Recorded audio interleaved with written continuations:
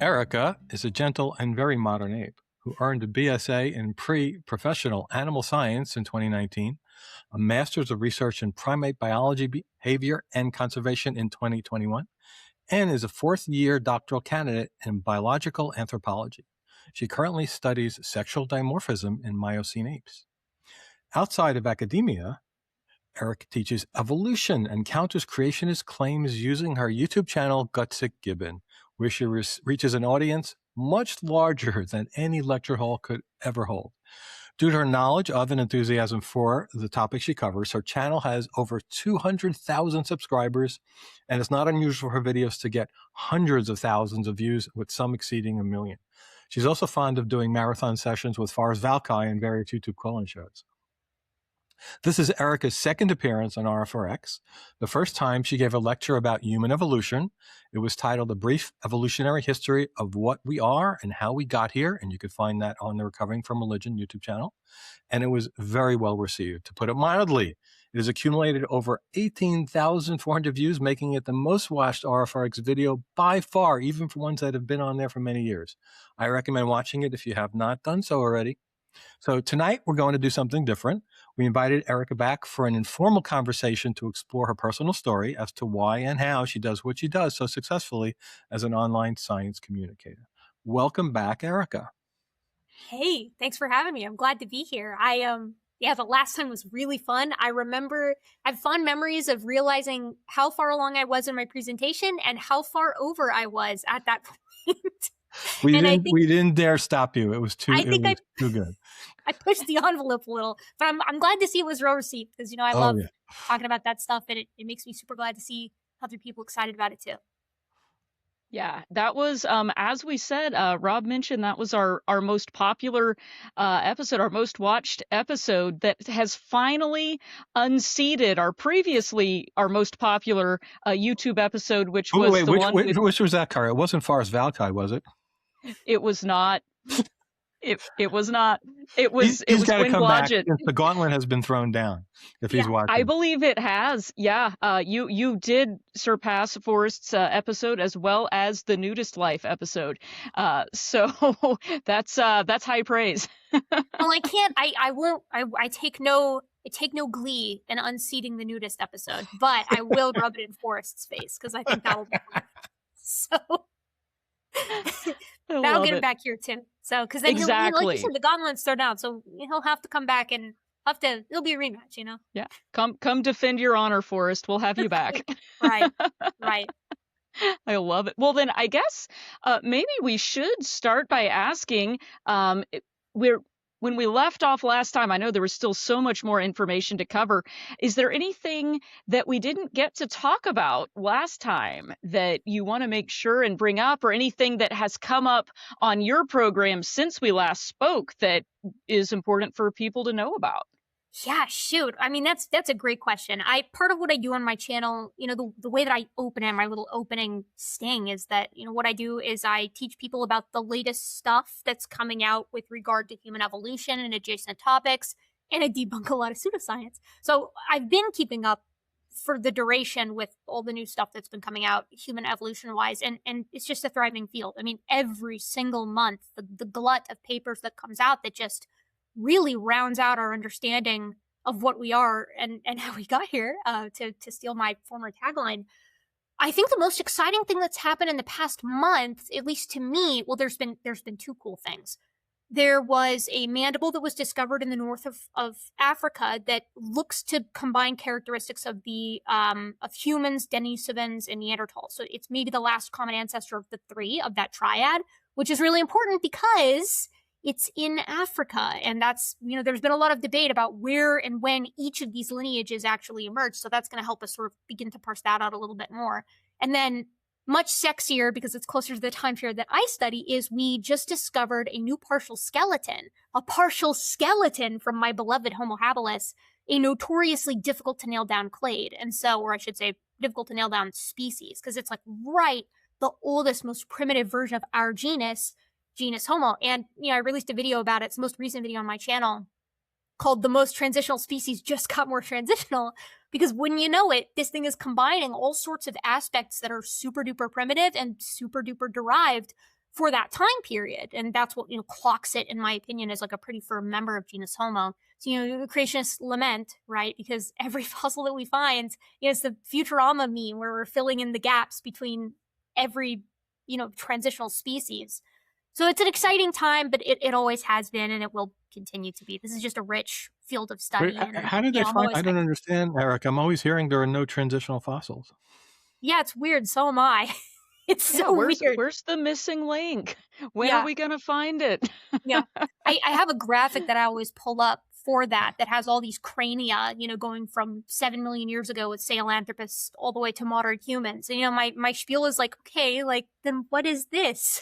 What are these? If there's no transitional species, what do we do with these? Where's the line? Isn't one of the apologetics they're deformed humans, something like that? Oh man, Rob, there's so many. There's deformed humans. There's like Nephilim. There's ape men. There's like ape men, meaning they're their own thing, but it isn't human and isn't ape. It's like its own sort of created kind. Ape man in of itself is a stupid term. It's like saying dog canine.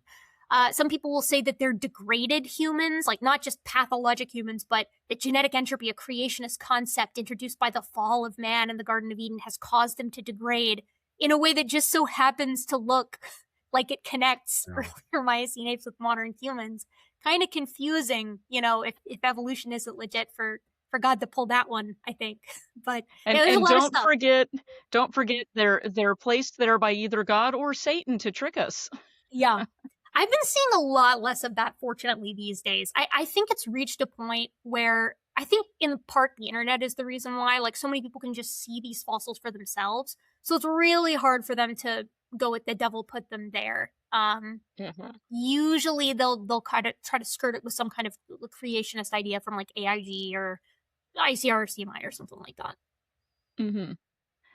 Well, good to know. I'm glad what are the powers that be the Creation Institute saying these days? Has their chance changed? That's an awesome question too. Yes, actually, there's, I would be, I don't know, at risk of sounding a little bit like big for my britches here, I'm going to give myself a little bit of credit for this one, because CMI, the Creation Ministries International. Okay, so background for people who don't know, there are creationist organizations that exist to reconcile creationism with science. And when I say reconcile, I mean force fit the data into young Earth creationism. These are people that believe that the Earth is 6,000 to 10,000 years old and that everything within science can fit within that framework. And so they have a problem because we have this huge fossil record, and it does seem to show this emergence of complexity over time, kind of like how evolution predicts. And instead of just going with the reasonable thing that our beloved theistic evolutionists do, which is, okay, evolution is legit, God put it forward like any other force of nature. Cool. They have to say, no, this is explicable under our model. And so it depends on the creationist organization you talk to, but the old universal truth was that these hominin fossils, so like Lucy, for example, like a sort of transitional ape man kind of fossil, these were just either pathologic human bones mixed up with ape bones, or they're just being interpreted the wrong way. So Lucy's actually just a knuckle-walking chimpanzee. And if you go to the Creation Museum, that's like their crown exhibit in the human evolution sections. They've got this knuckle-walking, chimpish-looking thing in the middle that's supposed to be Lucy. And that was kind of the reigning idea until this past year, because CMI, Creation Ministries International, one of the big three. There's three biggies. There's AIG, which is obviously the biggest one. There's ICR, which is the second largest, but they've really been falling out of favor because Randy Gugliuzza, the president or like the leader of ICR, has decided that natural selection isn't happening, that's something that even the other creationists are like really getting on his case over, because it's completely indefensible. I mean, that is an idea that Whitcomb and Morris, that Dwayne Gish, that George McCready Price in the 1920s wouldn't have railed against. And here you have Randy Gugliuzza in this year of our Lord, 2026, saying, actually something else is going on. So they're kind of falling out of favor. But the third one is CMI. And CMI, just this past year, had Peter Line, who's like their resident guy who deals with hominins, because there are no paleoanthropologists or biological anthropologists that work for creationist organizations. There just aren't any. So instead they have like guys that do other things that will moonlight and fill that role. So Peter Line comes out, and just this past, 2 months, he has this interview on the CMI, Creation Ministries International's YouTube channel, where he's like, these Australopiths were probably bipedal. Like, they were probably these ape-like creatures that had some characteristics that look pretty humanish. They're not human. They're not on their way to being human. They're their own unique created kind. And then the part that he's saying but not saying is that just so happens to look like it bridges the gap between the Miocene apes and the later members of genus Homo. And so for me, this is a huge win because the anatomy doesn't lie. There are parts of the anatomy, like you can see in this human skeleton behind me. You can see that spine comes right out at the base of the skull, out of that foramen magnum. You can't force fit this skeleton into being a four-legged quadruped, right? To being something that's walking around on all fours. Otherwise, you'd be looking at the ground all the time. And this is what I've always said with the hominins, is that it's so hard to force fit them into being a knuckle-walking chimp in the case of these Australopiths. So it's huge to me that Creation Ministries International is saying, okay, we have to revise our perspective on this a little bit. And like, good on them. They're more accurate than they were. And then there are less popular creationist organizations that are way more honest, like the New Creation blog, which is owned by like Todd Wood and the like, and they do a much better job of the data in general and will own it when they have problems that can't seem to be solved at the moment. Wow. Well, that's pretty big movement. I think you're right, because that's acknowledging, yes, this exists. Yes, this looks like a transitional series of fossils that, yeah, like you said, just so happens to look like it bridges the gap at just the exact time frame when that would be taking place. Yep. I mean, I feel like even their own membership is going to look at that and go, huh, well, Yeah. maybe that's legit. Yeah, and you have to give it to Ken Ham in some ways, because he knows that this is a slippery slope. Now, it's a slippery slope towards being more correct. So whenever I talk to creationists, I'm never going to hit them with a gotcha, beat them over the head with this sort of what I see as a concession. Instead, and this is how I try to approach people who are creationists in general. You got to give them credit when they're accepting, when they're moving towards accepting something in the right direction. You got to give them credit, or they're just going to shy away. That the psychology behind this is a little bit above my head, but my understanding is that when people are confronted with something that just absolutely blows their idea out of the water, if you're aggressive about it, they're just going to go harder into that thing that they used to believe. It's called the backfire effect, for sure. We always tell people not to argue that way with people, because it's just going to be, it's going to hurt your cause. So since you're going down this path, tell us a little bit about your latest video and the efforts with Will Duffy. And people who've watched our show here with Jaron Campanella may remember that name, because he's the Christian minister who organized the final experiment to Antarctica and took along, partly on his own dime, quite expensive trip, some flat earthers as well as some scientists, to settle it once and for all. And it did change Jaron Campanella's mind, which is why we had him on for the episode called Leaving the Flat Earth Cult, but not everyone's. Now, it surprised me when I happened to watch your video with Will Duffy talking about he's a young Earth creationist. So tell us about that. Yeah. So it was a really fortuitous thing, because I had heard that he was a young Earth creationist. I guess I don't know the exact sort of conditions in which it came to light, but people found out, I guess, digging into who he is, because he was a pastor. So I'm sure they were like looking into his sermons and things like that. And while he was getting kind of gassed up by the internet community, people found out that he's a young Earth creationist. And, they really came after him for that. And I think I understand why, because, here he is doing this really incredible thing for scientific discourse here online, which, scientific discourse online, it's a public square. The actual scientific discourse happens in the literature. But he's done this really cool thing where he's basically said to these flat earthers, you're not right, and I'm willing to show you. Let's do your And I'm going to put my money where the mouth is. Yeah. Yeah. And so, he foots the bill, and he gets everybody down to Antarctica to see the 24-hour sun. And like, he's the one, he was there, he was present, he was excited, he was interested, he devised the whole thing himself, collaborating with these other people. And so I think people felt some dissonance there, because the willingness to see science for what it is seemed to contrast with the young Earth creationism. So he was hounded, by the internet community for that. And to Will's credit, to his immense credit, he sat back and was like, okay, here I am saying that I don't think evolution is legit, and that I think the Earth is, 10,000 years old. He's a specifically 10,000-year-old kind of young Earth creationist. And he was like, and I don't really even understand what evolution is. He'll say this himself. He said this on my videos. Most of the videos that we've had, he said something to this tune where it's like, I want to understand what it is that I'm rejecting. Which, oh my gosh, can you imagine if everybody handled this kind of situation like that? Like any time that you rejected something, you really tried to understand it to its fullest. You got to give him immense amounts of credit for that. So he knew a guy named Glenn Williamson or Ruhith, who had collaborated with me on some of my Jeffrey Tompkins stuff.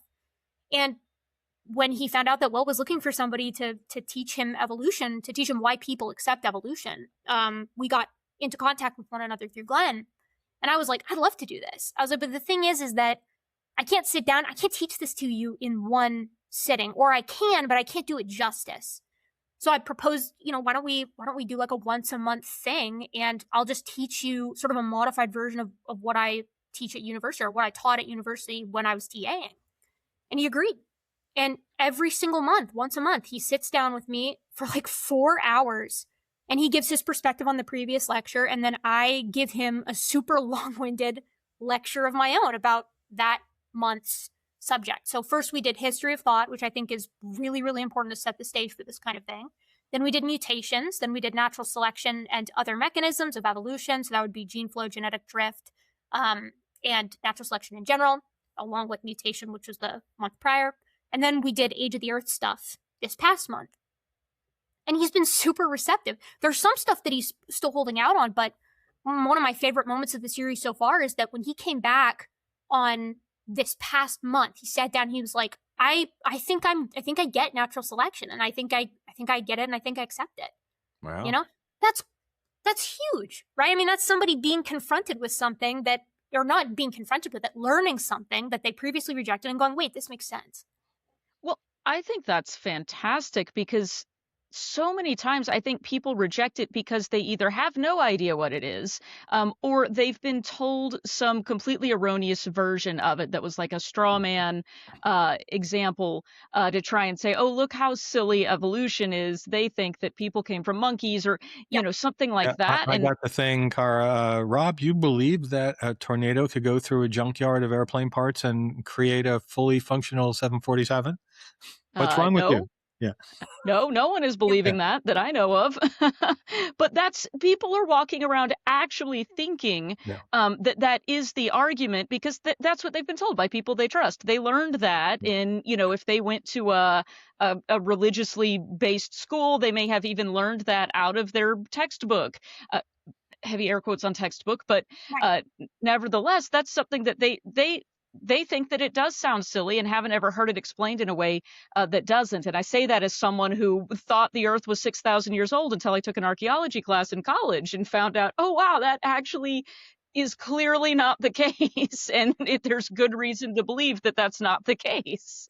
Yeah, for sure. And I mean, I feel like that's a story that so many of us can understand and that resonates with so many of us. It's like, not just with creationism, but with things in life in general. You believe one thing, and then you're exposed to the opposite perspective, and you're like, okay, wait, and it sort of kind of crumbles brick by brick, and you sort of deconstruct this idea of reality in favor of something different, and I'm not trying to get him to not be a Christian or anything like that. That's so far from my goal. It's crazy. Like in fact, that's not my goal for anybody, right? I want to teach evolution because I think it's awesome. And as I've said many times on the internet and then also in that series, I mean, gosh, some people in my own department of human evolution are Christian, or they're Buddhist, or they're Muslim, or they're Jewish. It's like they come from all sorts of different perspectives and can do science perfectly fine, So what I'm trying to sort of get across to Will over the course of this, as I've said to him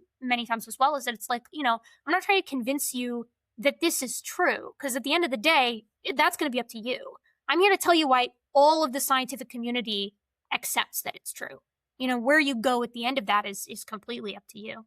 But it's been a blast. Honestly, if I'm totally honest, it's been so much fun, not just teaching it and getting to talk with them about it, but like thinking myself, okay, I've got a once in a lifetime opportunity with a willing student who believes the complete opposite. How do I teach this? How do I best get this information across. I take it as, I mean, you have to take it really seriously, because this is, this is something that I'm putting online for everybody to see. I want it to be my best work. So wherever he ends up coming out on the end of this, it's been a worthwhile endeavor to me already. So yeah, so what is the name on YouTube for the series so people can find it? Yeah, it's in my live streams right now. My plan is to repackage these as videos later on and sort of answer some of the questions that Will had in the immediate present, like in those videos when I didn't have an answer for stuff that I maybe needed to look into or whatever. So they'll be on my channel then eventually. But right now you can find them as live videos, and it's just teaching famous creationist Will Duffy evolution, and then, line whatever the subject is. And I'll take a minute here, since I've got the opportunity to say this. There have been some really, really wonderful, encouraging people in my comment section about this, and there have also been some real jerks with regard to jerks on the internet. I can't imagine. Really? I know. Right. Shocking, I know, but here you have somebody who's doing what we all ask of creationists, which is learn this material. And he's sitting down and learning it and doing his absolute best. And there are people who will drop in and say, this is a waste of time. He's bad faith. He's a grifter. He's a liar. He's this, that, or the other thing. And it's like, I don't think that you're doing science education anything but a disservice by dogging on somebody who's trying to learn it. So, I don't know. It's been a little frustrating on that front. So has Will been in contact with you regarding pushback he's getting besides YouTube comments, like in his personal life from people in his congregation or family or anything? I don't know. He was asked at the very beginning of the series in our video if that were the case. And at that time he said, no, I've not really gotten any flack from anybody, except for, I think he mentioned one person maybe in his personal life who thought it was a bad idea.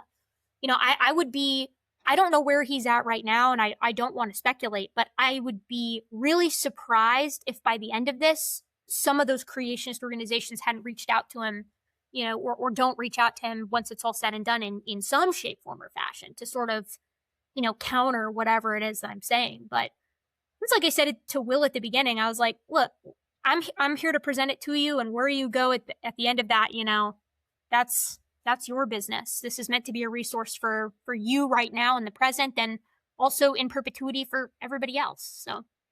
So what's your opinion on why some Christians, especially, probably other religions too, but people who are fundamentalists regarding their holy books as literal, why do they hold on to these ideas even when faced with what should be and seemingly is overwhelming evidence against it?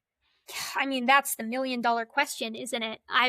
A lot of ink has been spilled over that exact question. One of my favorite authors who tackles it is Ronald Numbers, the late Ronald Numbers, who did some really wrote some excellent books on the history of creationism. I think it's really interesting that when you see rises in anti-evolution sentiment, because that's what it comes out as, right? Is this anti-evolution sentiment. You see it in the 1920s. You see it in the 1960s, and you saw it in about 2005 with the Kitzmiller v. Dover stuff. And whenever it seems to rise up, historically speaking, it's rising up at about the same time as massive amounts of sociocultural change, right? So in the 1920s, you have women's suffrage, you have the 1920s, the Roaring 20s, and all of the different technologies that are on the rise, the automobile, cinema, jazz music, all this stuff that's changing the face of the culture. And around the same time, the Fundamentals was put out by some then sort of nascent fundamentalist movement. And they were sort of like, in the face of all this change, we need to remain steadfast, hence the fundamentalists and the fundamentals. Again, in the 1960s, I mean, you've got the counterculture revolution, you've got Vietnam, you've got all sorts of stuff, the equal rights movement, civil rights movement, I should say, happening then. And then in 2005, you've got the internet, more access to information by everybody, gay rights, things like that. And so what I've noticed is that if you look at this, if you track it through time, it seems to be in part a response, right? Like the fundamentalists are sort of looking for something to hold the bag for this social change. And you can watch this in what's being written by the likes of George McCready Price, or like Whitcomb and Morris, or like Philip Johnson of the DI in 2005, that it's like evolution teaches people that they're animals. And if people believe they're animals, they'll act like animals. And that includes doing all of this horrible stuff, and communism and Bolshevism and homosexuality and, short hemlines and jazz music and all this stuff, depending on when you look. So I think that it's intrinsically tied to a perception of sociocultural change and human exceptionalism. But what I really think is interesting about all of this, and this is a hypothesis that I've been tinkering with for like about a year and a half now, and I'm working on I have this big long script that I work on whenever I have a little bit of extra time in the background because I think it's a really interesting topic. Why isn't this happening now? Where is the creationist uprising in this cultural moment that we live in right now? Because we are looking right down the barrel at massive sociocultural change. You know, it seems like this would be the moment for it to have another revival, and it's right on the money, right? From the 60s to 2005, and from 2005-ish to about now. I mean, we're talking about 40 years, both times. So it's like, I think it should be having a revival, and it's not. But pseudoscientific sort of belief is more than ever. But evolution isn't on that docket. Why? Right? Like anti-vax is stronger than ever. Climate change denial is stronger than ever, right? Like all of these ideas, flat earth, moon landing hoaxers, like belief in psychics and telekinesis, according to my TikTok feed. And homeopathy and like all of this stuff is having a massive resurgence, but not creationism. And that's a really interesting question. Why is that the case? And, you know, I have my ideas, but it's fascinating to track through time. Well, it may be that, you know, folks like you are out there producing great content that just makes it harder to argue some of those points. I do think you make it a good point, though, too, about how we have these cycles of where there's a lot of social change going on and you get this kind of falling back to traditionalism that happens. And, you know, we've seen that a lot, you know, obviously politically lately. And I wonder if maybe some of that is tied in a little bit with some of the I would say the rise in the United States of the people thinking it's acceptable to say very racist things. And that may be a little bit of an outcropping of this. Like, I mean, we saw a video recently being posted by a public figure, you know, comparing Black Americans to apes. I don't know that that's connected in the same way that you're talking about, but perhaps it is, and it's coming out in that very kind of hostile, racist way. What do you think about that? I mean, so historically speaking, the tie of racism to a bunch of different ideas is like storied and complex. You know, I'm not going to sit here and pretend like I can distill it down to something simple.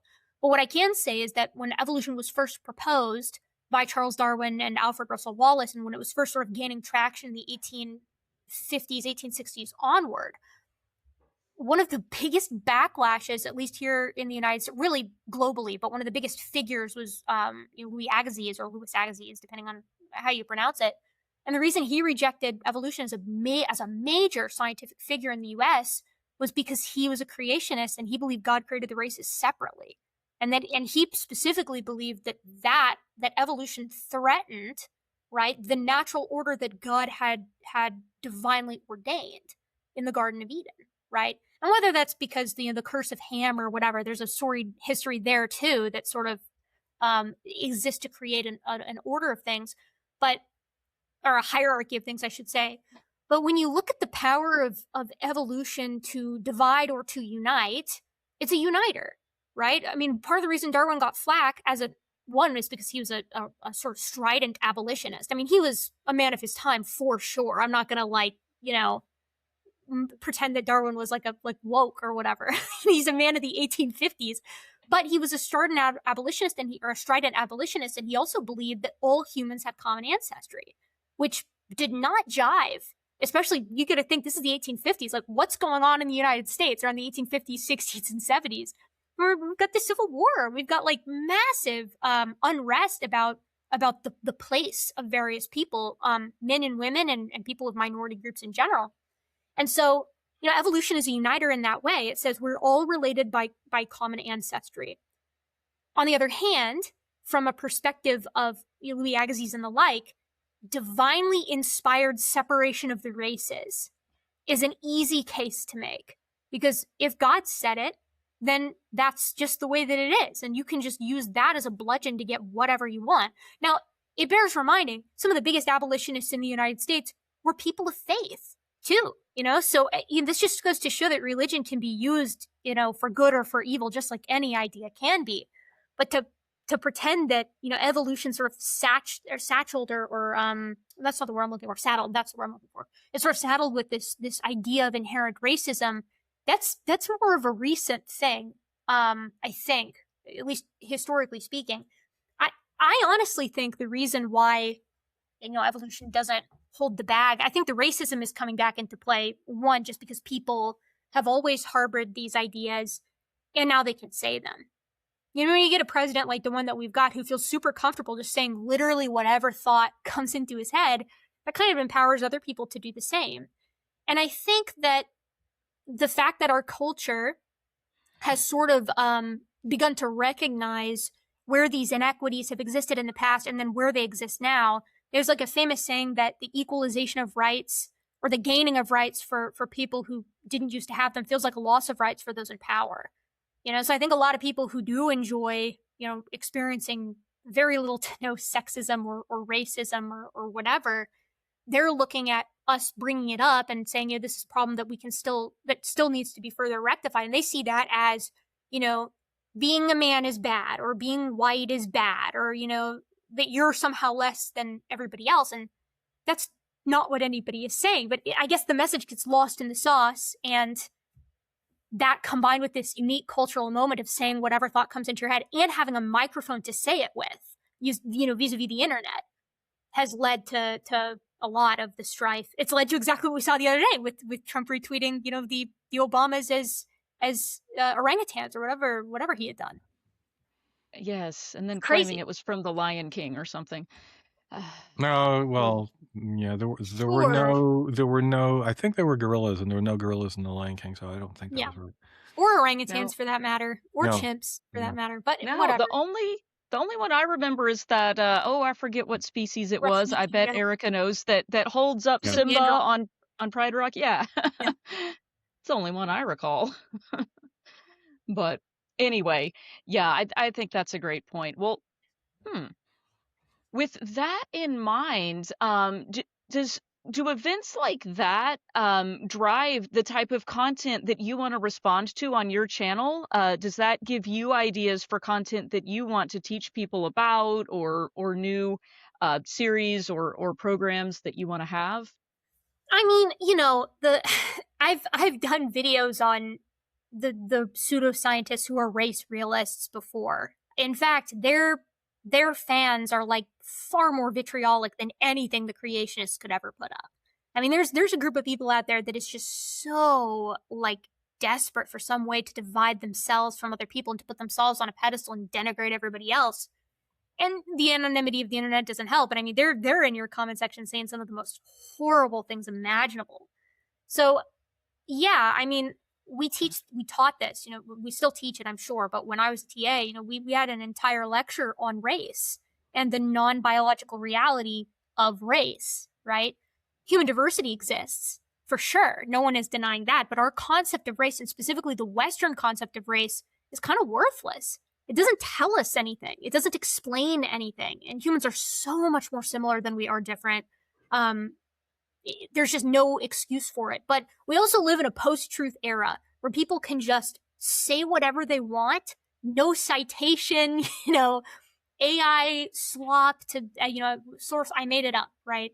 And that's frustrating too. So you have to contend with that as well. But I found that anybody who's serious and like actually wants to know this stuff, if the content is there that explains it, people will come, And it's been really nice. I'd love to see this for the race realists as I've seen it with the creationists, but I've had the great pleasure since I've been doing this for long enough online to see some of the arguments that I make get popularized, and I see them pop up out in the wild, stuff that I've made videos on or arguments that I've made, and people are using them, on Facebook or on Reddit or on Twitter or whatever. And I'm glad to see that, because that's the whole reason I do this, is to help people understand it and then hope that they can explain to others too. So how did you get into this to begin with? I'd like to go back a little bit in time here. Before you were a YouTuber and you had all this, how did you decide you wanted to do this? Oh, the creationism stuff? The whole YouTube channel with teaching Yeah. evolution on Yeah. YouTube. How did you decide to do this? Oh man. Yeah, so I've told this story a couple of times online, but I was working at a vet clinic at the time, and I was finishing up my bachelor's degree, which I was pre-vet, so pre-professional animal science. It's a little different than regular animal science because it's basically all of the ag and comparative anatomy classes of a regular animal science degree, but with everything, every prereq that you need for vet school. So even though I have an animal science degree, I took Chem 1, Chem 2 inorganic, Chem 1, Chem 2 organic, biochem, physics 1, physics 2, microbiology, like a ton of stuff that is a pre-vet or pre-med prerequisite, but isn't sort of inherently inside the animal science degree. So because of that, it took me a while I think it took me 4.5 years to graduate. So 9 semesters. And while I was finishing up that last semester, because I changed my major 2 years into college, which kind of threw me through a loop, took it a little bit longer to finish up. I was working at a vet clinic. I was at home working at a clinic and finishing up these last credits. And I had a coworker who just casually on the job would say stuff like, yeah, did you know that like they found like red blood cells in dinosaur bones and that proves that the earth can't be older than about 6,000 years? And I was like, I don't think that's true. Like, I don't think that's the case. Like, a lot of that is not correct, and I don't think that's the case. And I pushed back a little bit on him in the workplace, and I liked the guy. He's a real sweet guy. We had fun working together, but he would proselytize about creationism, not Christianity, creationism on the job. And finally, I said to him, I was like, look, at the time I'd finished my 2 minors because I got a minor in biology and a minor in anthropology, and I was like, man, I know this stuff pretty well. I was like, you want to like sit down and talk about it? Because I don't think you're right on this. And I'd like to explain why, but like we're on the job, let's get coffee. So this is a precursor to what you're doing with Will Duffy now. Yeah, believe me, I'm well aware. It's come full circle in a lot of ways. I'm getting deja vu, and it's kind of fun to look back at. I have a binder of that's here in my house of all the things that I presented to this coworker all the way back then. And I pulled it out the other day when I was doing this Will Duffy stuff, and I'm like, man, I should have said this. I should have said that. I would not have said that. I would have done this differently.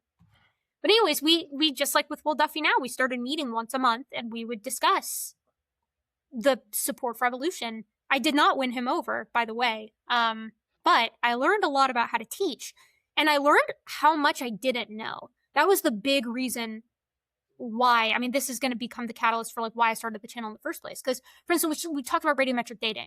How do we know the Earth is old? Well, we've radiometrically dated it. Well, how does that work? How do you know that works? And I was like, I don't know. I don't know how that works. And I don't know how we know that works. And then I proceeded to prepare for these talks with him. And I would just sink dozens of hours into it.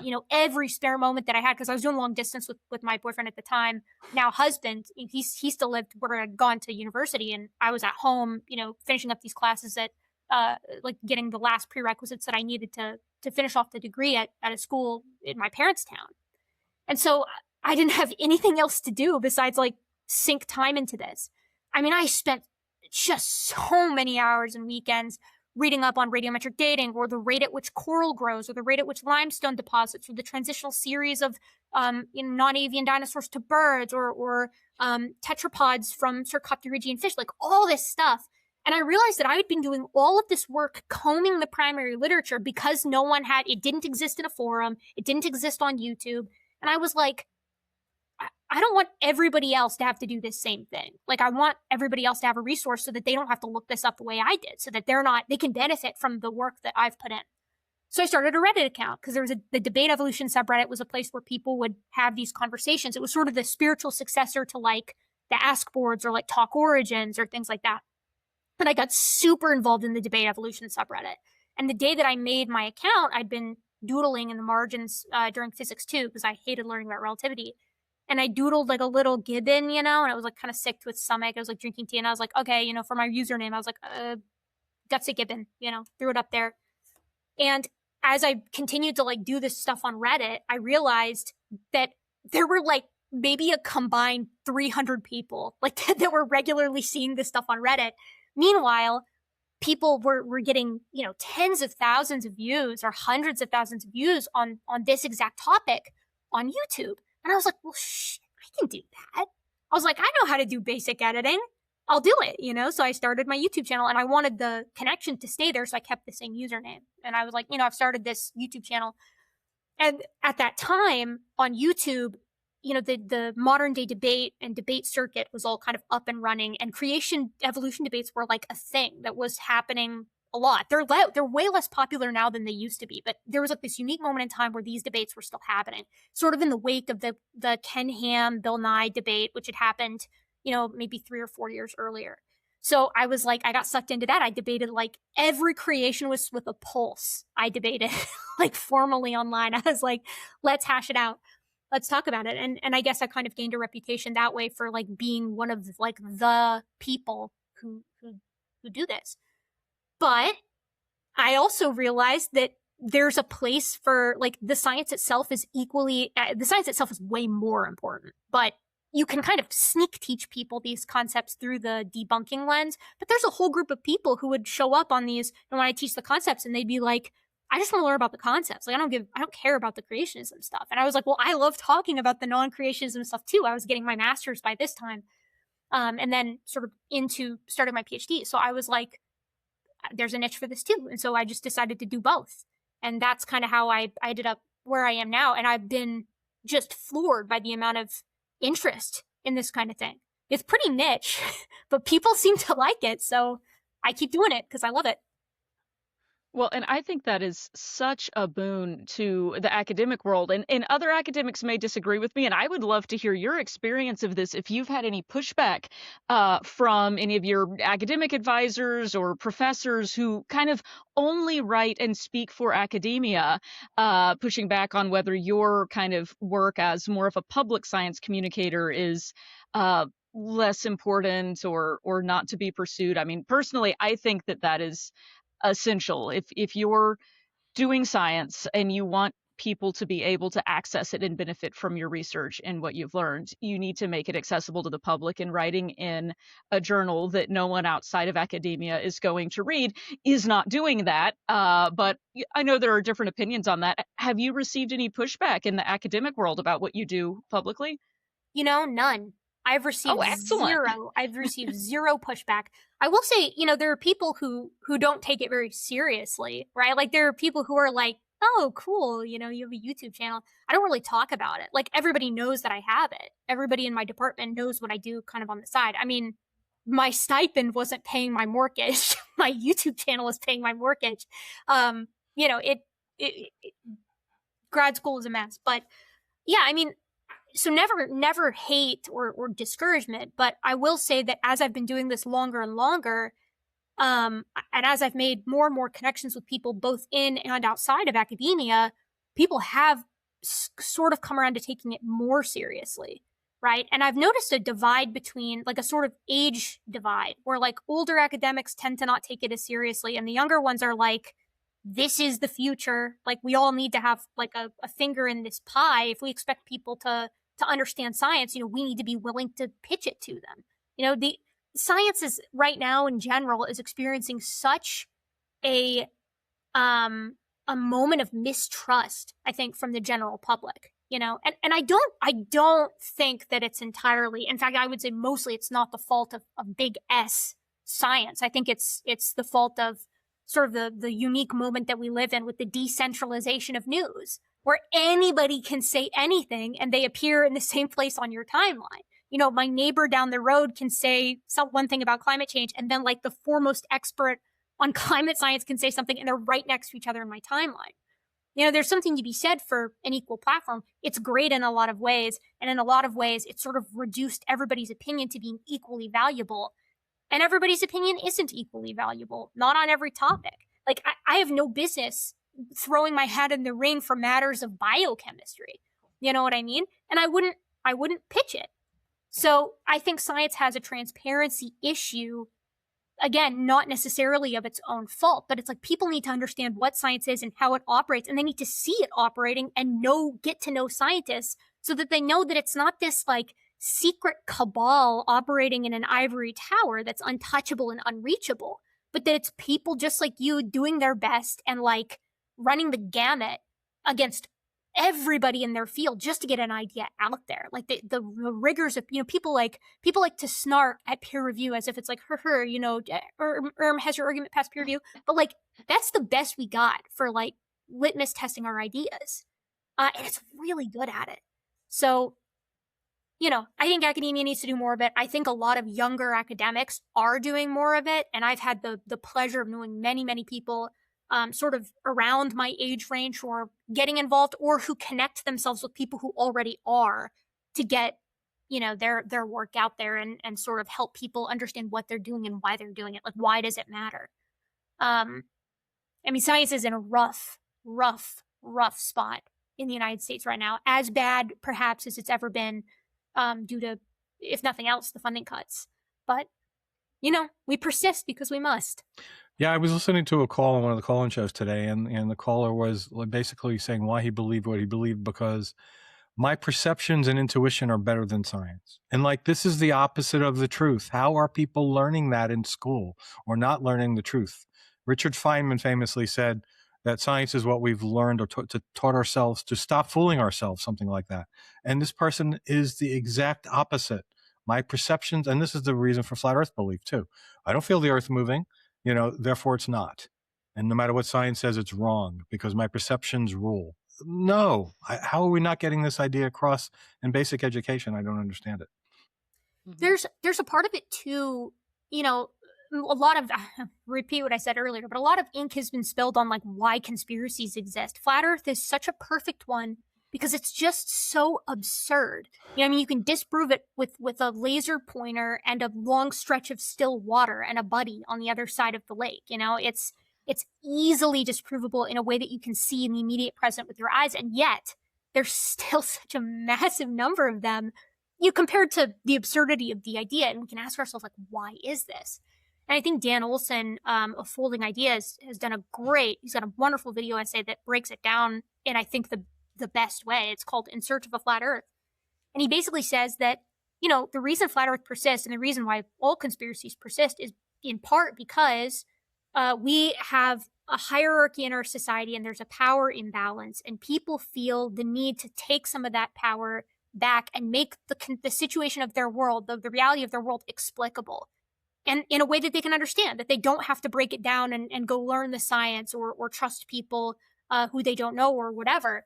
And if they can just show the earth is flat, then everything that didn't make sense suddenly does, right? Like, if all of science is just a ghost, it's just an illusion, then anything could be true. And maybe there really is somebody out to get you. And that's the reason why you can't hold down a job. And that's the reason your wife left you. And that's the reason why, you're getting not very many likes on your latest tweet. It's because you're speaking truth to power and they're just haters. And there's this coordinated campaign against you. And that makes people feel like they're in the know. It makes them feel powerful in a current society that makes a lot of people feel very powerless, And so how do you fix that? How do you fix that?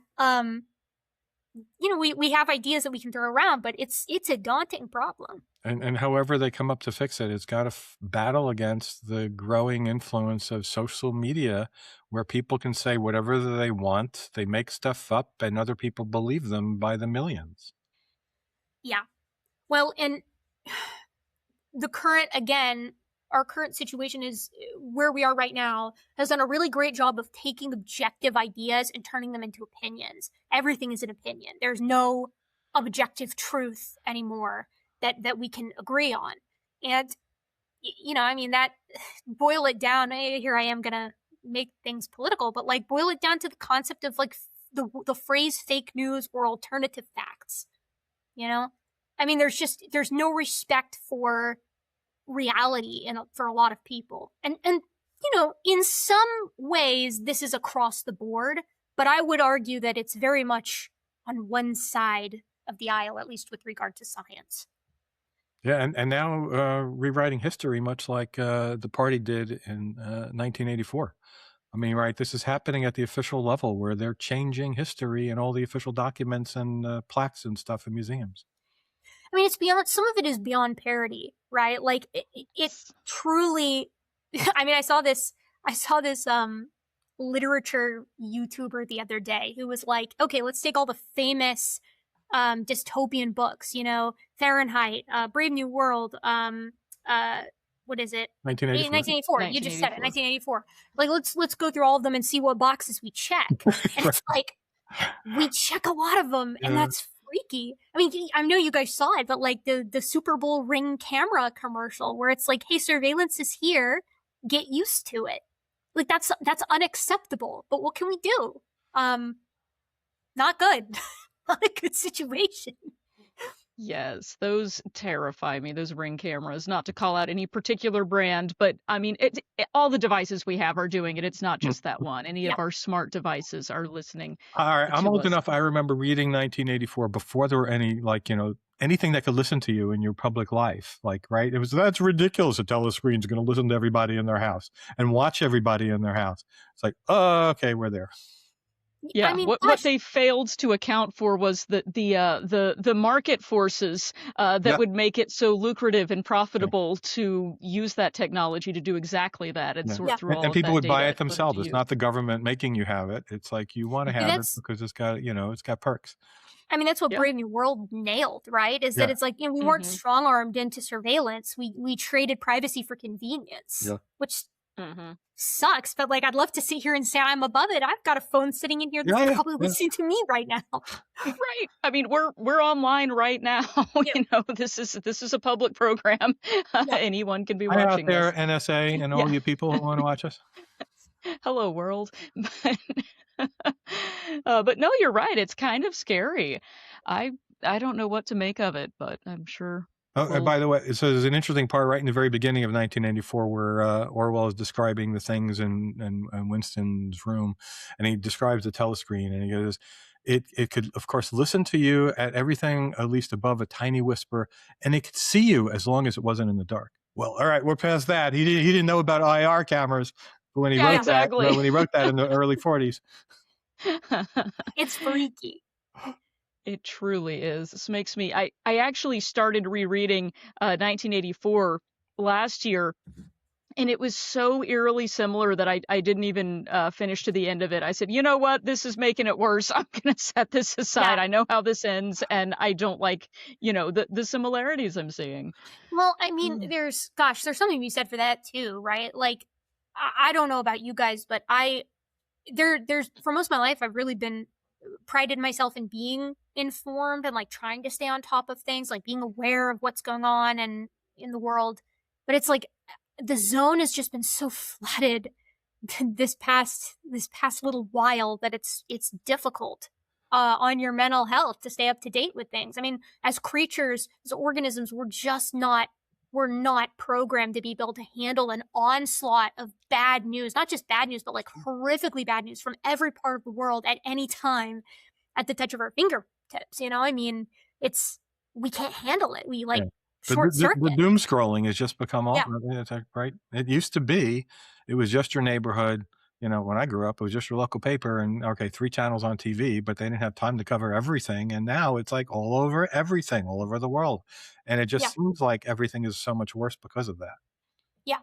I mean, I know I said this at the beginning, but like I worked at a vet clinic for a while, and it reminds me of burnout, like in vet clinics, I mean, vets have to deal with so much agony all the time from critters that don't deserve it at all and don't really understand what's going on. And awful things happen and they're in pain and you can't really explain it to them and it sucks. And so you end up, just for your own mental well-being, like you burn out and you kind of harden up, and like you lose some of that empathy, I think, sometimes, just because out of necessity you have to. And I think that's happening to a lot of us on a global scale, because it's like you can turn on your phone and read about a landslide that killed 600, across the planet. Yeah. And how do you deal with that? How do you deal with that? We're empathizers as apes. We have theory of mind. We want to see how other people see the world. And so we hear that and we try to put ourselves in the shoes of the loved ones of the people that are impacted by events like that. And it's too much to bear. So my advice would be, try to stay informed, but also go easy on yourself. You can't do it all. And you're no good to anyone if you're like burned out. Exactly. And something that I've been, kind of working on lately too, is realizing if I'm following something that is, even if it's telling stories that are real information, that is credible, fact-checked information, is this source that I'm following constantly bringing up news that is going to cause me to become enraged or sad or angry or upset? And maybe even if it's real information, I don't need to consume that every day for a long period of time. We can set that aside and ration this out. We can curate this so that we're not experiencing this, because we can't consume all of the information, and they're making money off of our engagement, and they know how to get people riled up and get you to click on things, but we don't have to do that. I don't know about you guys. I'm like the world's biggest sucker. The just most basic piece of rage bait will pull me into a coffee. That's part of why I quit Twitter. Like, I quit Twitter about a year ago, a little over a year ago now. And oh man, I used to be a beast on Twitter. I mean, I was a menace on Twitter. I'd get into fights with anybody and everybody. I was refreshing my feed. I was like, you know what? Who's taking me on this time? Like, let's get it going. And I found that when I didn't delete my Twitter, but I deleted the app from my phone, and then I stopped browsing it anywhere. You know, the idea was that I'll keep my account because it is very fun to browse Twitter when certain big events happen. So I keep it for that reason, but I deleted it off my phone, and my mental health improved so much. Actually, I was so much better off without it. And I actually found myself, I made the mistake of, you know, when all the certain large files have been coming to light. And so I dropped down on Twitter just to see what people were saying. And I, for a brief moment, you know, the demon on my shoulder was like, go back to Twitter. It'd be so fun. You'd stir the pot so much. It would be a blast. Do it. And the angel on my other side was like, don't do it. Waste of your time. Not at all a good thing. So true. No, absolutely. my Making your goodness. content is much better use of your time. Yes, I like your content much better. It's educational. It's not rage bait. So go to Gutsick Gibbon's YouTube channel and subscribe to that instead of rage bait. I got good jokes in mind. I'll make you laugh sometimes too. I put memes in my videos. They're for everybody. Yeah.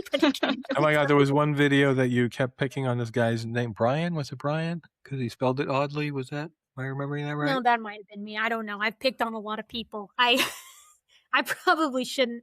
I don't know. I try to assume good faith until proven otherwise, but I think I know myself well enough to know by now that it's like, once somebody has kind of shown themselves to be either bad faith or they're just like a jerk, I can be a real mean person myself. So I can't imagine it. I cannot.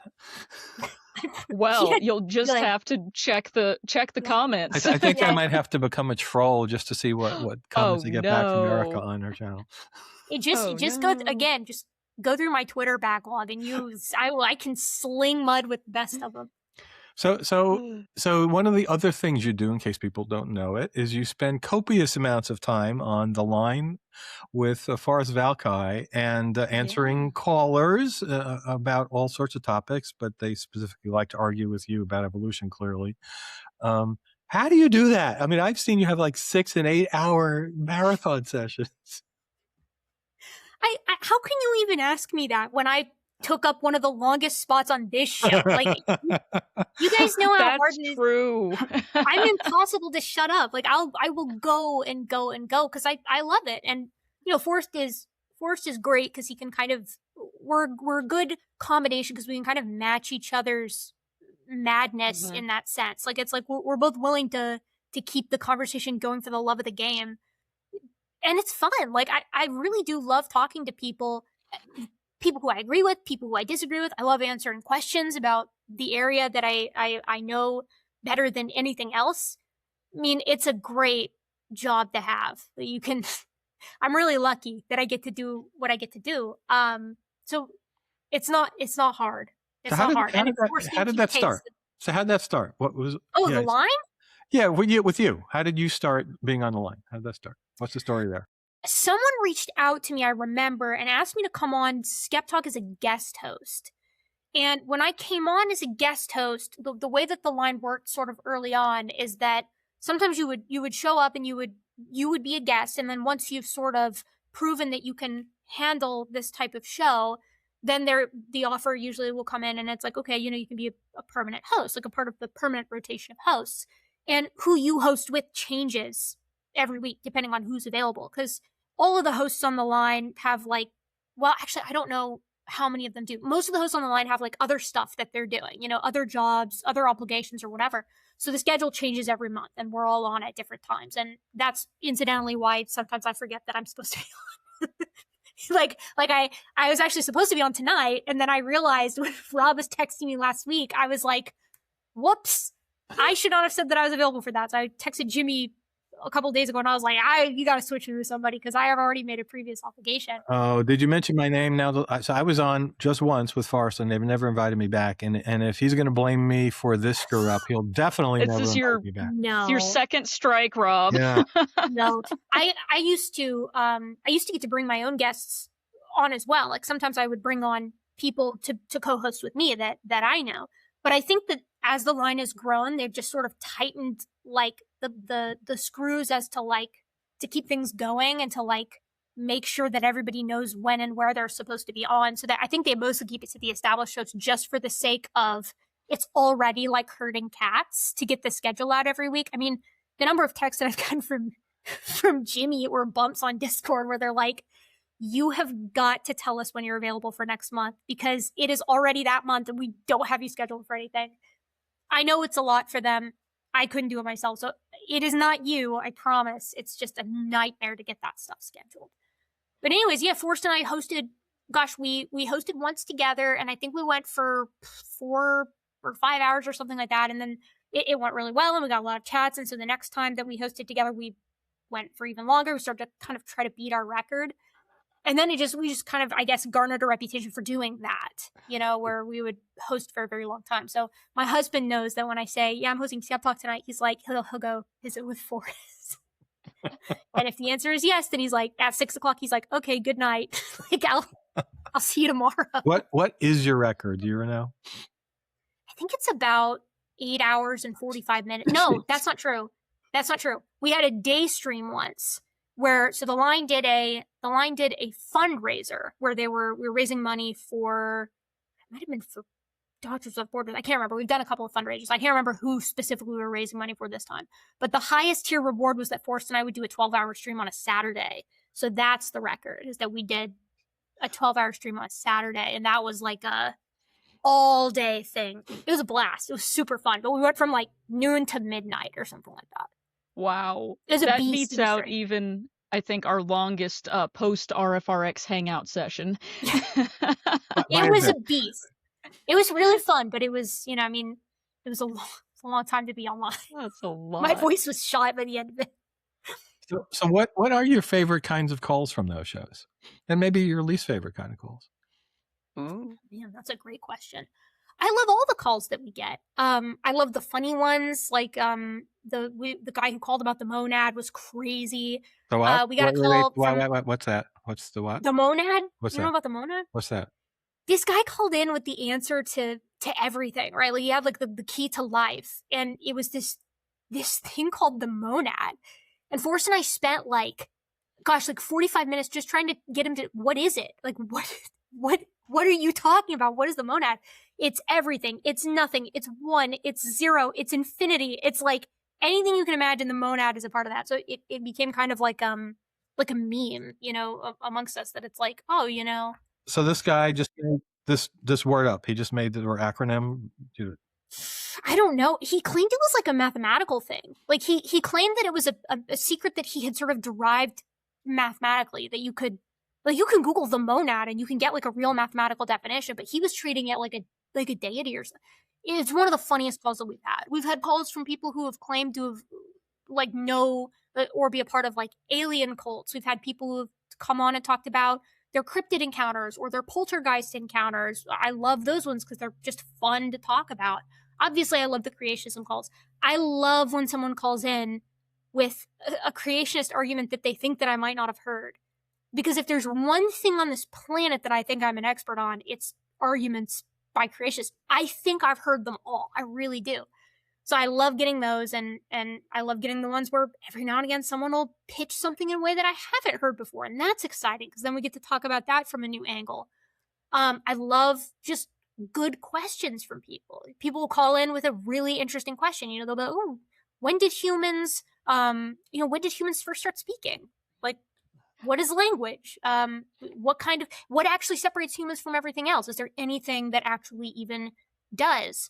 What about, do we see other sexualities in other animals? Or is gender something that exists in other animals? Or do they have theory of mind? Or what kind of tools do you, I mean, great questions from tons of people all across the internet. When did people start speaking? That one intrigues me. It's a good question. And how It's do an we open. and how did we define speaking? Because other primates make noises and they communicate clearly. Not just noises. Other primates have syntax and recursion, and they have arguably like an aspect that's symbolistic. They have many, I would argue, all of the features, all of the basic features of human language can be found not just in other primates, but other animals, non-primate animals as well. So the basics, the roots of language are very, very deep. When did humans start speaking? It depends on what you count as speech, right? Like, you can teach a chimp to say a few words, and they sound very eerie because it's a chimp that's saying them. Well, that's speech, but okay, speech is different from language. So when does language show up? And that's a different story. It's like, okay, well, these hominins, they have Broca and Wernicke's region of the brain, which are your centers of the brain for language production and language processing. And like, those exist to a degree in chimps, but they also emerge, we can tell from endocasts or fossilized brains from hominins. We can see when they sort of start to show up. But then the language is also implicated in genes like FOXP2, but we find those in Neanderthals. And it's like, okay, were they there for Homo erectus? Were they there for Australopithecus? And then you've got the problem where it's like, these guys are exhibiting really complicated behaviors like tool making and caring for their sick. And that seems to be something that would be better facilitated by speech and language. So can you use that as a proxy? And like, there's so many angles that you can come at this with, which is why it's so fun to talk about. And the more we investigate other animals, especially investigate them on their terms, the more we realize, I think I can make this case pretty well, that there is nothing categorically different about humans. Like, there's a lot of stuff that makes us different in degree, right? Like, language is a perfect example. We communicate in a really complicated way, and nothing else does it like us. But it's not a difference in kind. Other animals have really complicated vocalization systems that are like a language. And so it's like, I don't know, just 2 weeks ago or last week, we found out that bonobos imagine. I mean, we knew this before based off of anecdotal primatological studies or anecdotes. How did they figure this out?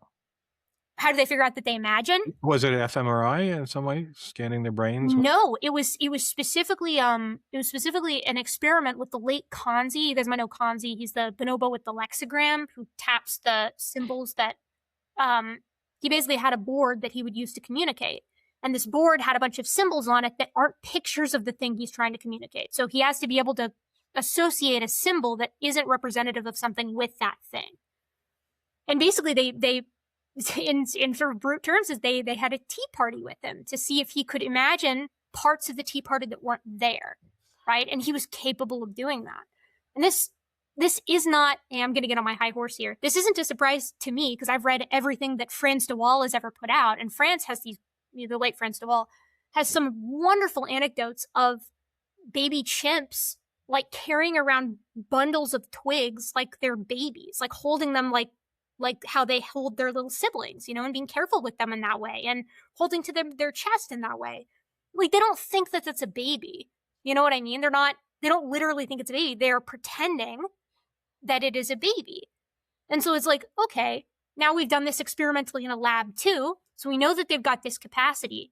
And that just opens up, innumerable pathways for how you get to the type of imagination that humans exhibit now.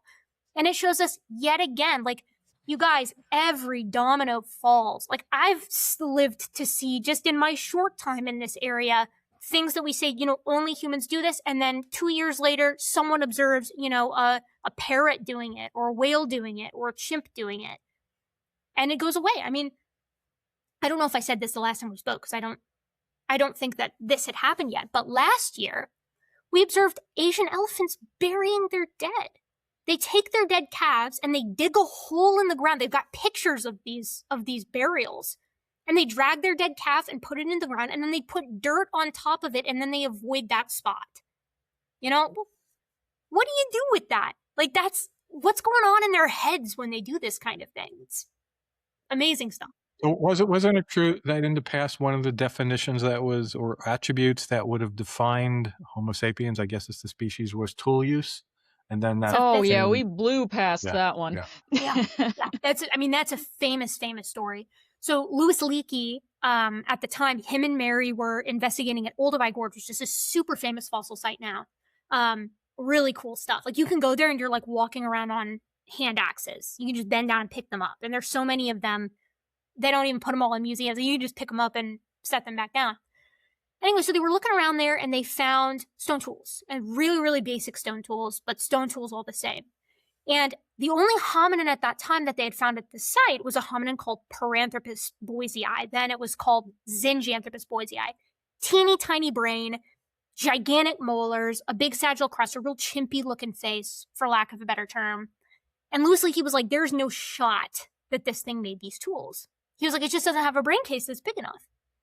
And this was published in 1959. And two things happened in between 1959 and 1964. And the first was that he got a call from one of his proteges, a young woman who I know you've probably heard of named Jane Goodall, who had been observing chimpanzees at Gombe Stream National Park.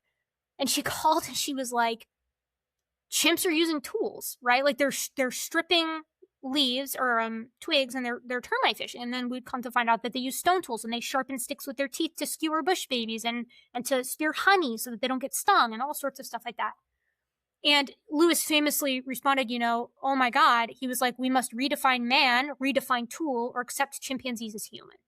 Because until that point, it was man the toolmaker. In fact, that same year in 1960, like right around the time he'd heard from Jane, they discovered a fossil at Olduvai Gorge from a hominin that had a bigger brain than Paranthropus. And they were like, this is our tool user. And they called it Homo habilis, the handyman.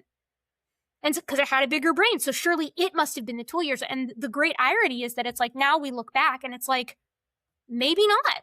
Probably. I think it's fair to say it probably was the tool user, but Paranthropus probably used tools too. If chimps are using them now, why not Paranthropus, And so, yeah, I mean, tool use, like you said, we just blew past tool use. I mean, everything uses tools. What was it, 2 weeks ago, we found out cows use tools. I mean, insects use tools. They cut holes in leaves so they can amplify the sound that they make.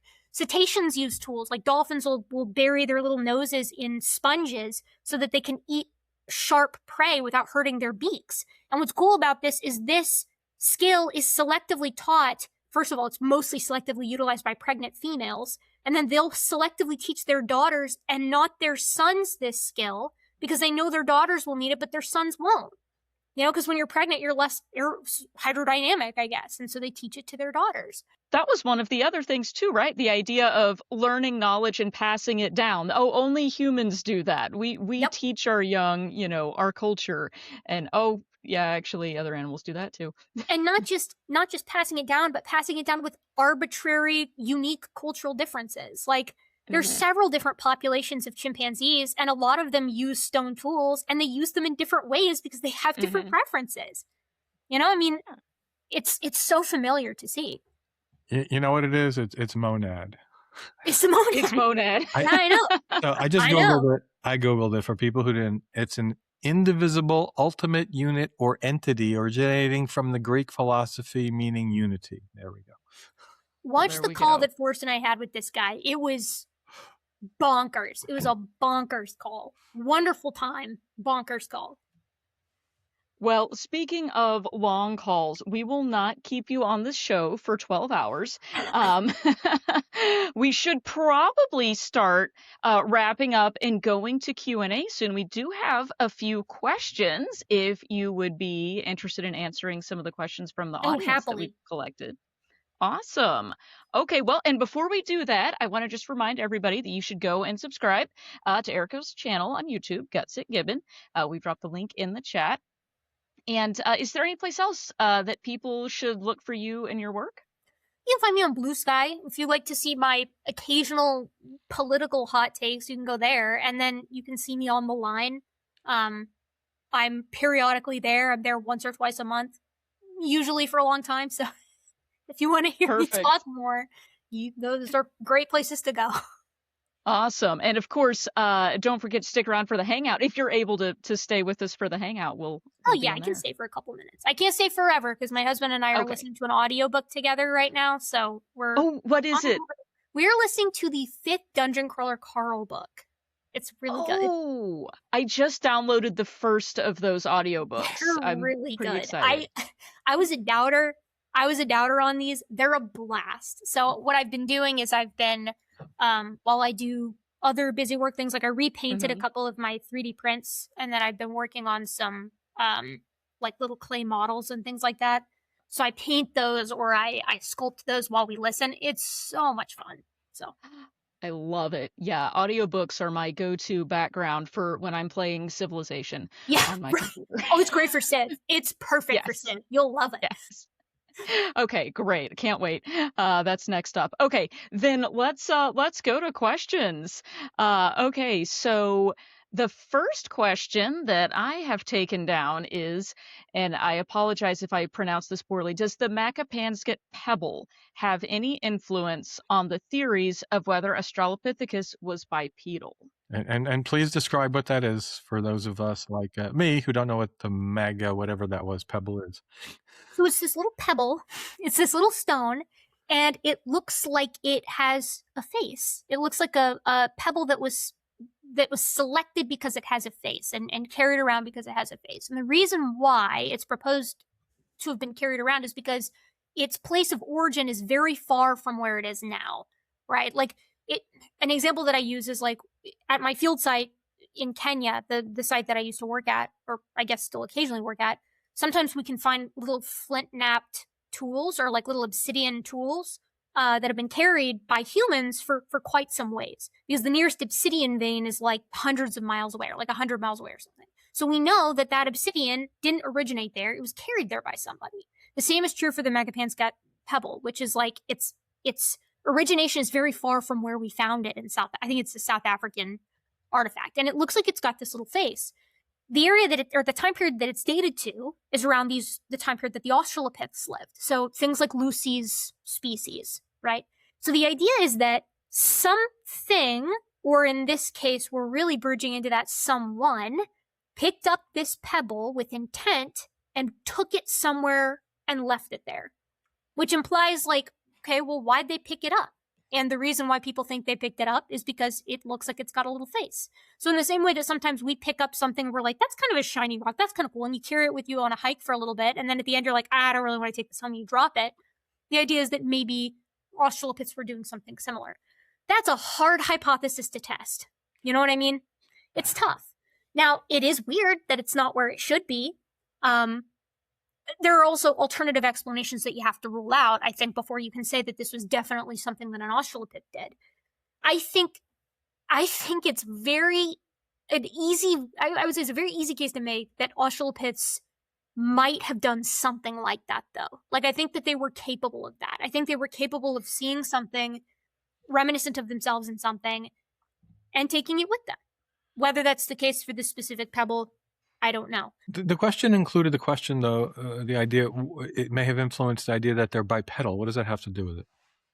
The best I can figure as far as like why that's related to the question is that you would have had to walk long distances, and chimpanzees tend to range pretty close to the same location.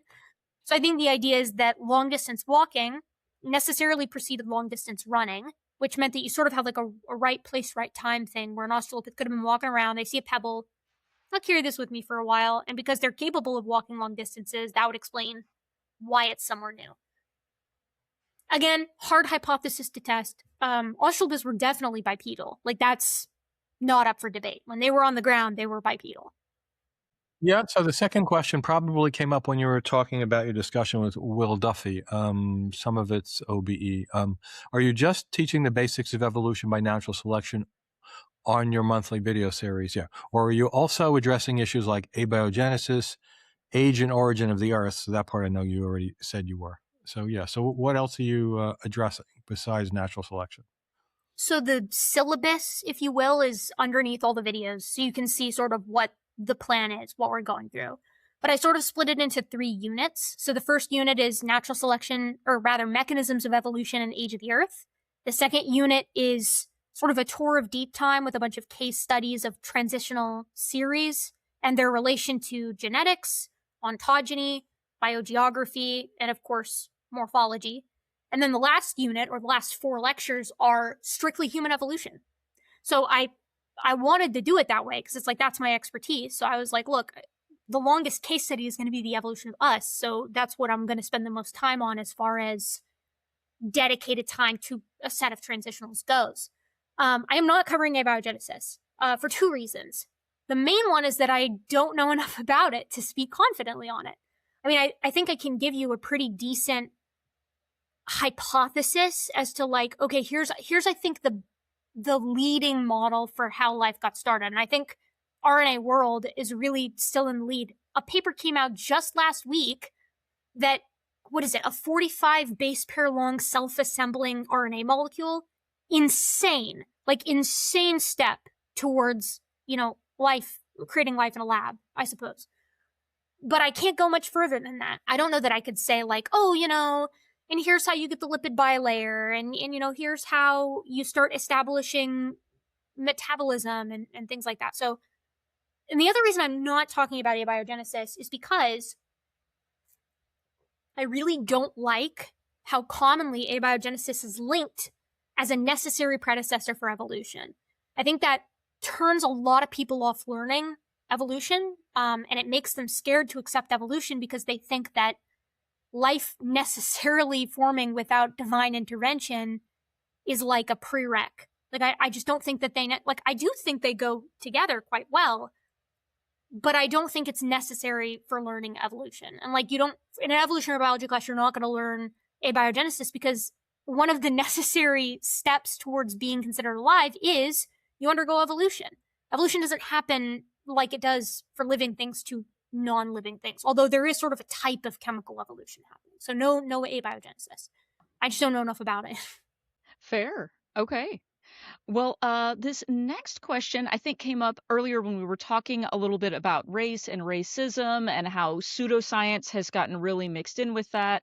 And so this question is, do you agree with the statement that it is not possible to respect the sensibilities of whiteness, or in other words, the norms that people might use to tolerate or express narratives of white supremacy in science, while at the same time upholding self-aware and rigorous scientific reasoning?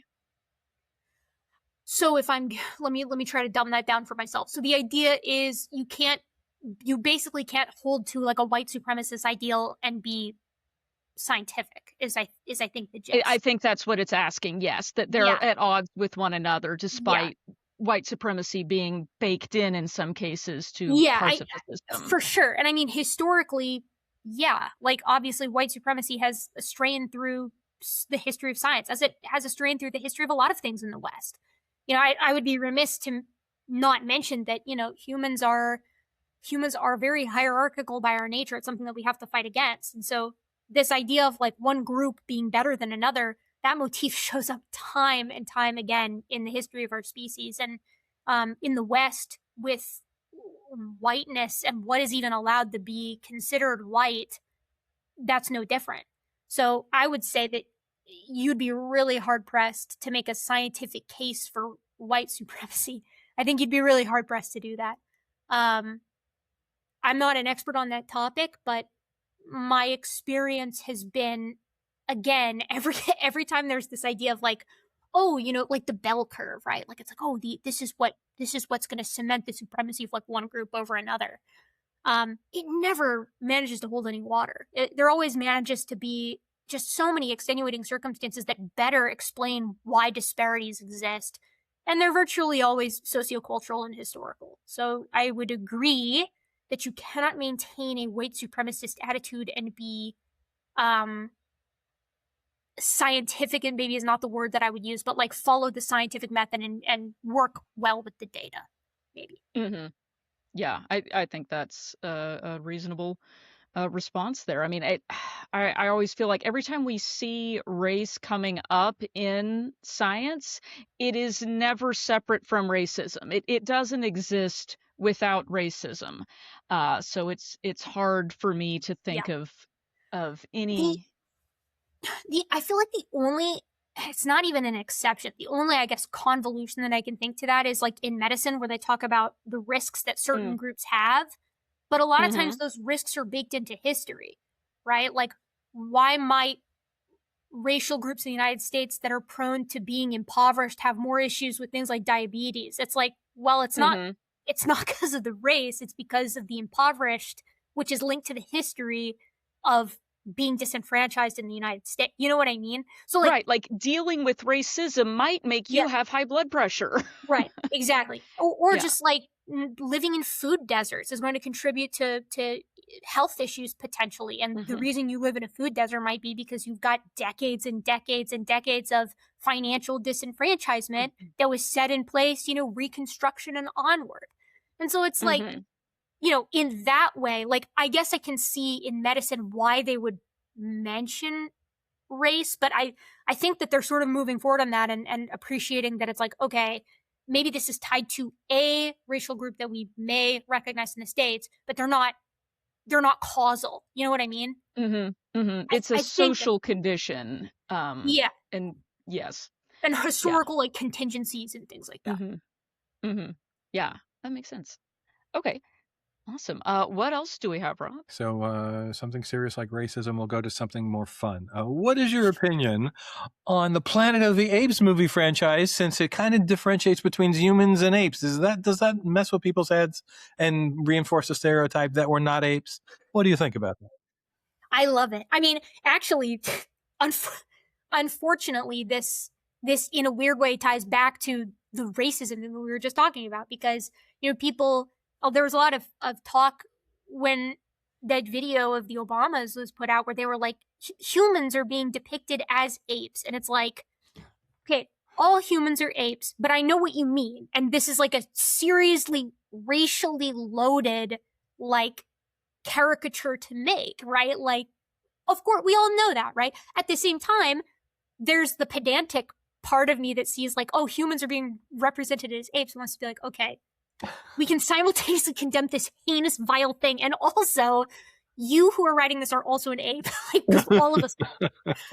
So it's like, you can be silly with that kind of stuff. But like, yeah, I love the Planet of the Apes movies. I think it's great. I really especially enjoy the little tongue-in-cheek moments where they talk about, like, I think the most recent one, Kingdom, had a line where it's like they were talking about how, the non-human apes in that film are like, we might share a common ancestor with these humans. And some of them are like appalled by that, which is like a funny little inversion of the trope.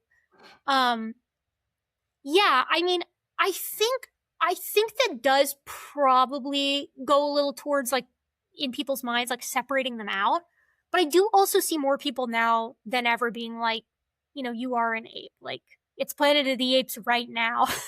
But we know what people mean when they say that. Like, the ape in a scientific sense and ape colloquially are kind of different things, even though they shouldn't be. They're kind of treated different things. Kind of like, segue this into something scientific. Technically speaking, humans are apes, but we are also cladistically monkeys as well, right? Because the word Catarrhini means old world monkey, which means since we're in that group, we're both monkeys and apes. But at the same time, when someone says that's an ape, not a monkey, we know what they mean. We know that they're recognizing that, okay, it doesn't have a tail and it's more close to us than it is to, a baboon. And so it's an ape. So it's like, I pick my battles with these kinds of things. Otherwise, I end up being like the, actually, and then I annoy everybody and they don't invite me back to the parties. So which of the sets is your favorite franchise? The original 5, the reboot was Marky, what's his name, which did not do well, or the modern? The Tim Burton one. Yeah. This is like a cop out, but I love all of them, and I love them for different reasons. I obviously love the classic because it's a classic. I can turn the old set on today and enjoy them. I have a soft spot in my heart for the Tim Burton one because it was the first one that I saw. It was actually, I saw it because it came out in like 2001. So I was like, what was I in 2001? I was like 5. So I saw that maybe a couple years after that. Yeah, it was that one got universally panned, and today it's dismissed so hard People by hate it. fans of the series generally. I saw it like you did in the theaters, and I, without any preconceived notion, I liked it. So did I. So, I thought it was fun. Ending it with Abraham Lincoln, where he's back in the future and they got Abraham Lincoln, but he's like a chip. Yeah. Like that's hilarious. I think that's so much fun. It's camp, and you got to enjoy it on that front.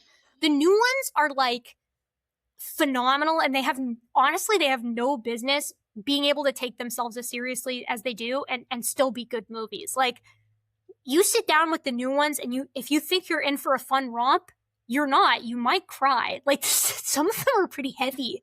They're great, but they're like movies, not like 2001 Planet of the Apes or even the first set, which are like kind of campy and ridiculous but enjoyable. So I love them all for different reasons. Okay, glad to hear it.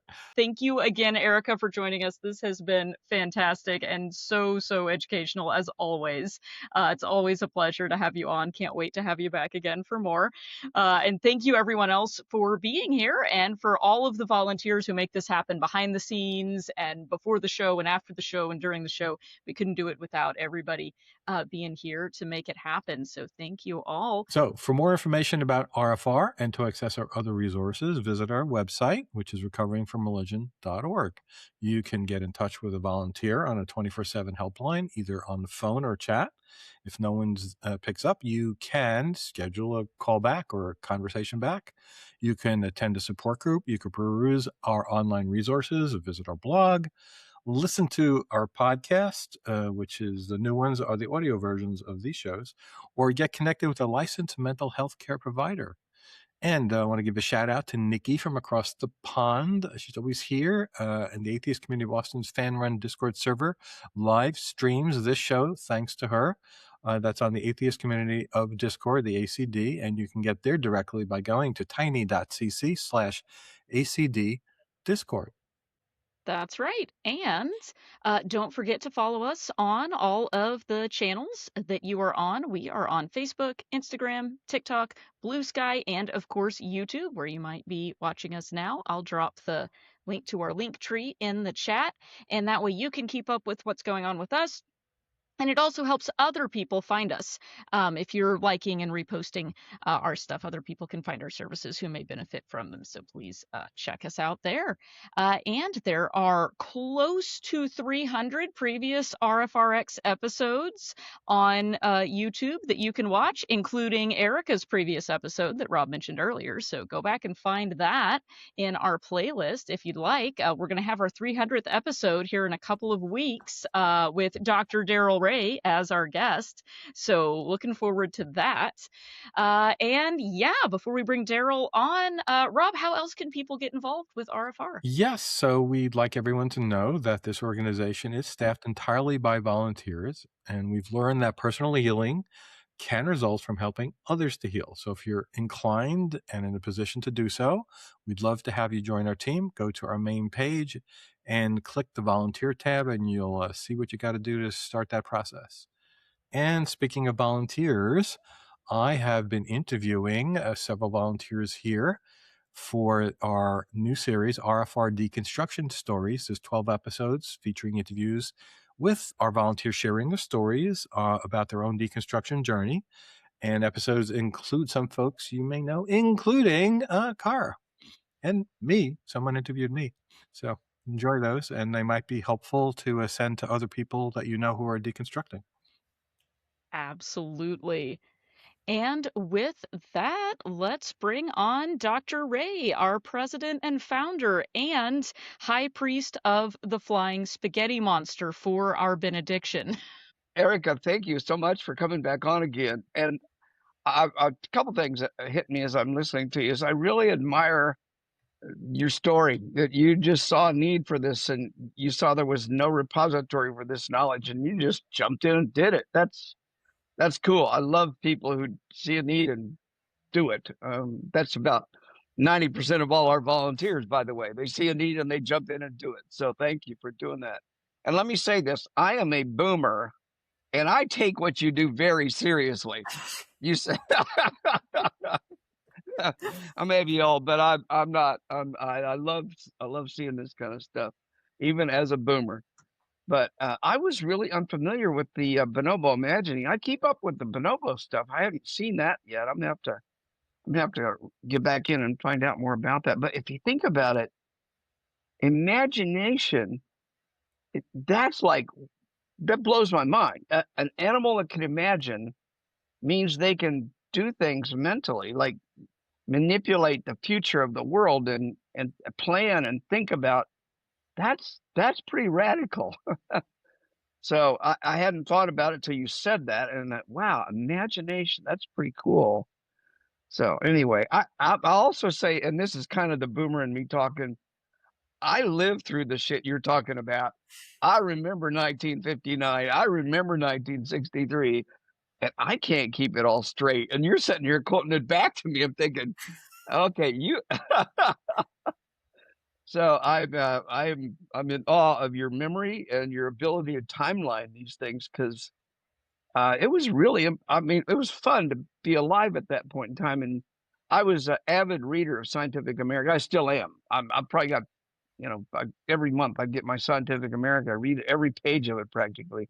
But it was fun back then to see what Louis Leakey was doing, and just there's all sorts of stuff was going on. And my undergraduate, I had sociology and anthropology, so human anthropology and Australopithecus and all that kind of stuff was just fascinating to me when I was in college. Of course, that was a few years after the 1959, but anyway.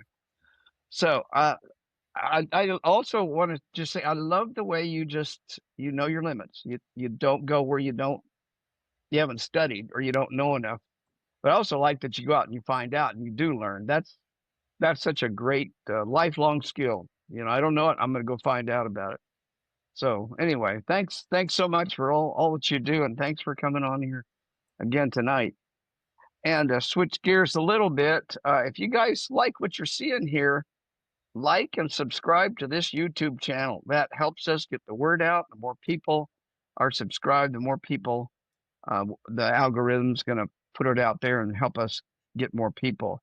And if you like what Kara and Rob and all the gang are doing, consider going on to our donate page and donate to Recovering from Religion, because it takes your donations to make us function like we do. And a couple of quick announcements. We have a new director for the Secular Therapy Project. I just want everybody to know Dr. Travis is stepping down. He's staying with us. He's been with us for 5 years. He's staying with us, but in a more informal volunteer role.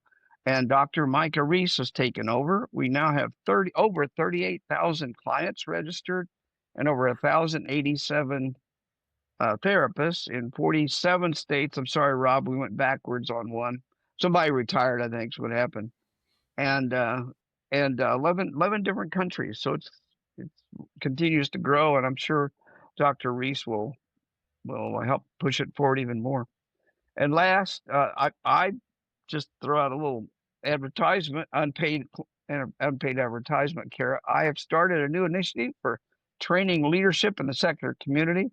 If you're interested, if you're a leader, if you're a board member, if you're a director of some kind anywhere in the secular community, go look at secularleadership.org and see if this is something you'd like to participate in. Secularleadership.org. And that's all. Back to you, Kara. And with that, thanks for tuning in to RfRx, your weekly reminder that questioning is healthy and critical thinking is the best medicine. See you next time. Bye.